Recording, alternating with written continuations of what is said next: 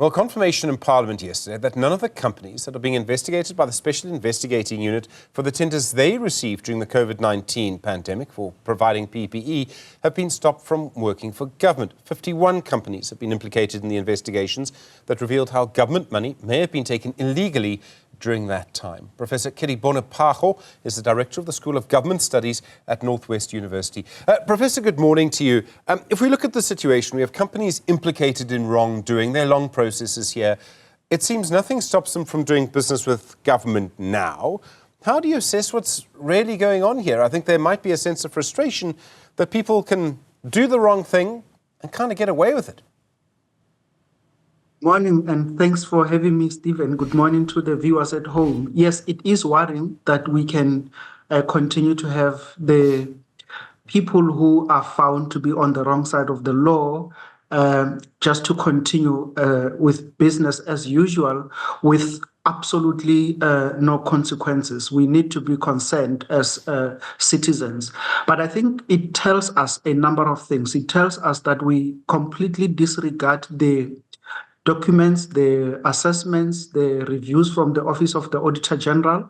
But it also says that the kind of work that the SIU is doing, it's really not taken through completely. So the SIU just does the work, and the other law enforcement agencies that need to follow up on that, such as the Hawks, the police, the NPA in particular, they need to give us answers to these. But I think much more importantly is that Parliament itself, the National Assembly, to demonstrate leadership and that they are up to the task to make sure that these people who are leading these agencies are actually doing their work.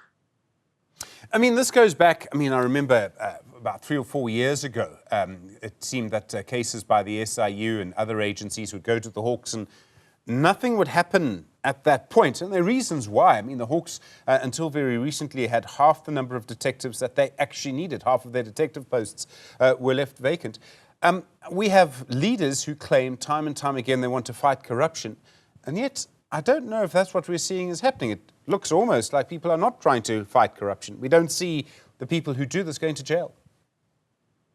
Is the reality of the aftermath of the state capture, Stephen, that the key element was to break down our institutions. And we see this now, that the NPA, the Hawks, the police, are not really at the point where we could be confident as the public that they are back and that they are able to take up these cases, because these are very complex cases and you need people who have been in the system for some time to really also have institutional memory on how these things came about. And then if we don't have that, it becomes even more complicated to institute legal proceedings against these people who are just continuing unabated.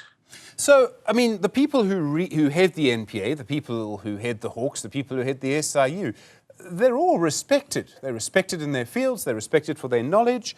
And I must say this, I think they're also respected for what does seem to be a proper commitment to the rule of law and to end corruption. Clearly, the damage in the institutions is about what's happening below them. It takes a very long time for our institutions to recover, I suppose, is the point. That should be a very important lesson, Stephen, that even if we can have very highly respected individuals to lead these important institutions that are going to make our democracy stronger, we still need to find ways of supporting them because they are operating at the level of the institution, which need resourcing, which need a lot of political will and support. So there are a range of dynamics that need to converge so that we don't just say that people that are leading these are letting us down. But I think from where I'm sitting, I would want to hear progress in terms of how far are they with resourcing the NPA? What is happening with the Hawks?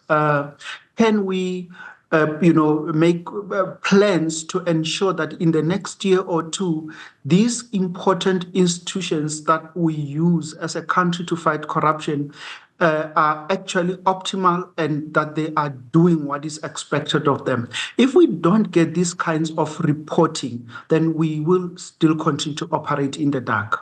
There's another aspect to this, which is that these companies that have been implicated in wrongdoing, if they were to then, or the people behind them, which can sometimes be quite complicated to know who that is, but if they're then going to try and get government tenders, the people who make the decisions about which companies get which tender could still take a decision to say, we're not dealing with you until this has all been sorted out.